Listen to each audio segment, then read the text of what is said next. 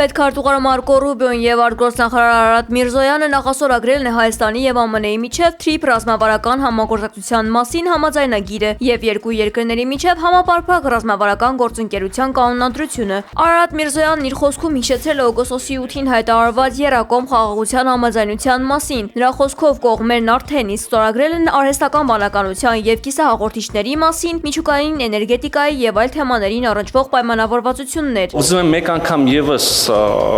կարևորել եւ բարձր գնահատել նախագահ Թրամփի եւ նրա ամբողջ վարչակազմի պետքարտուղար Ռուբիոյի բոլոր մյուսների դերը եւ նվիրվածությունը հարավային Կովկասում խաղաղության հաստատման գործընթացում եւ Հայաստանի համար ոչ միայն անվտանգային, այլև տնտեսական նոր հնարավորությունների ստեղծման հարցում։ ԱՄՆ պետքարտուղար Մարկո Ռուբիոն նշել է, որ սա խոշոր քայլ է այս պատմական ուղին զարգացնելու համար։ Նա շեշտել է, որ իրենց վարչակազմի համար կարևորագույն մաս է կազմում ոչ միայն TRIP նախագիծը, այլև այլ ոլորտներում համագործակցությունը։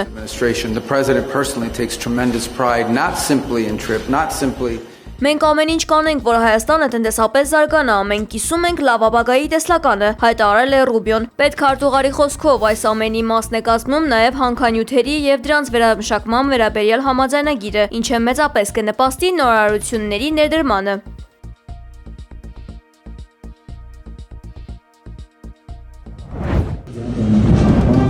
Երևանի գլխավոր հրապարակում վաղ առավոտից ընթանում են առաջին հանրապետության անկախության օրվան նվիրված զորահանդեսի նախապատրաստական աշխատանքները։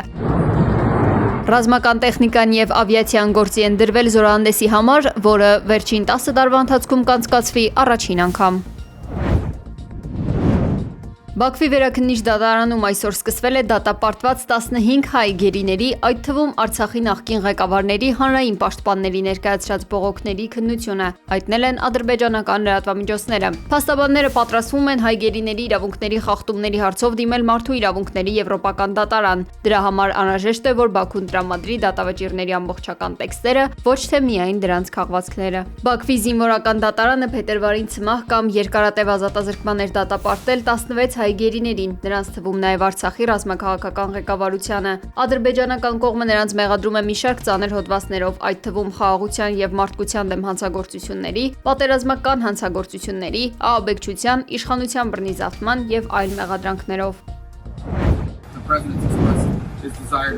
ԱՄՆ պետքարտուղար Մարկո Ռուբիոն հայտարարել է, որ Դոնալդ Թրամփը պատրաստվում է Իրանի հարցում կնքել կամ լավ գործարք, կամ ընդհանրապես ոչ մի գործարք չի լինի։ Պետքարտուղարի խոսքով նախագահը ցանկանում է հասնել համաձայնության, ինչը կարող է տևել ընդամենը մի քանի օր, սակայն բոլորը կարող են վստահ լինել, որ դա լինելու է միայն լավ պայմաններով գործարք։ Ռուբիոն շեշտել է, որ Հորմուզի նեղուցը պետք է անհապաղ բացվի, առանց որևէ խոչընդոտի ու վճարների, այնտեղ տեղի ունեցողն անվանելով անօրինական եւ աշխարհի համար անընդունելի։ Ըստ դրա աշխարհում ոչ մի երկիր, այդ թվում Ռուսաստանն ու Չինաստանը կողմ չեն Իրանի սահմանած վճարային համակարգին։ Անդրադառնալով ուկրաինական հակամարտությանը, Մարկո Ռուբիոն հայտարարել է, որ Միացյալ Նահանգները լիովին պատրաստ է անել հնարավոր ամեն ինչ պատերազմի ավարտին նպաստելու համար, թեև խոստովանել է, որ այս պահին ուղիղ բանակցություններ չեն ընթանում։ Նա նշել է, որ կողմերի փոխադարձ հզոր հարվածները միայն երկարաձգում են այս սոսկալի պատերազմը, որը արդեն ավելի երկար է տևում, քան երկրորդ համաշխարհային պատերազմը։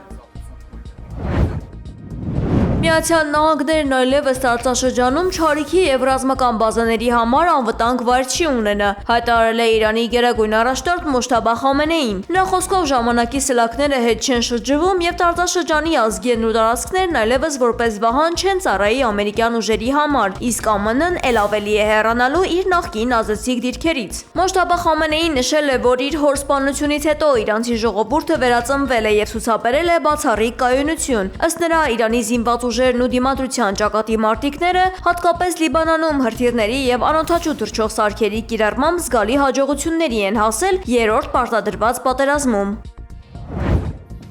אנחנו לא מוכנים להמשיך מערכות Իսրայելի ազգային անվտանգության նախարար Իտամար Բեն-Գվիրը հայտարարել է, որ անհրաժեշտ է անջատել Լիբանանի էլեկտրականությունը եւ ոչնչացնել ենթակառուցվածքները, հստակ հասկացնելով, որ ահաբեկչության շարունակման դեպքում լիբանանյան կողմը կտառապի։ ולחזור למלחמה Ըստ նրա, եթե Լիբանանի կառավարությունը չի վերահսկում Հեզբոլլահին, Լիտանիից եւ նույնիսկ Զահրանիից դեպի հարավ ընկած տարածքը պետք է դառնա Իսրայելի անվտանգության գոտի։ Իսրայելի ինտենսիվ օդային հարվածների նոր ալիքը լուրջ վնաս է հասցրել Լիբանանի հարավային ենթակառուցվածքներին, հատկապես Տյուրոս եւ Նաբադիա շրջաններում։ Սա տեղի է ունեցել Իսրայելի սահմանային ստորաբաժանումների վրա Հեզբոլլահի անօդաչուր թռչող սարքերի հարձակման կտրուկ աճից հետո։ Սախալը հաստատել է Հեզբոլլահի հրամանատարական կենտրոններին հարվածելու փաստը, նշելով, որ քաղաքացիական զոհերից խուսափելու համար նախապես տարհանման նախազգուշացումներ են արվել։ רק בשבועות האחרונים, הלוחמים הגיבורים שלנו Իսրայելի վարչապետ Բենյամին Նեթանյահուն հրամայել է ուժեղացնել հարվածներն ու ճնշումը Հեզբոլլահի դեմ, չնայած ԱՄՆ-ի միջնորդությամբ ընթացող հրադադարի գործընթացին։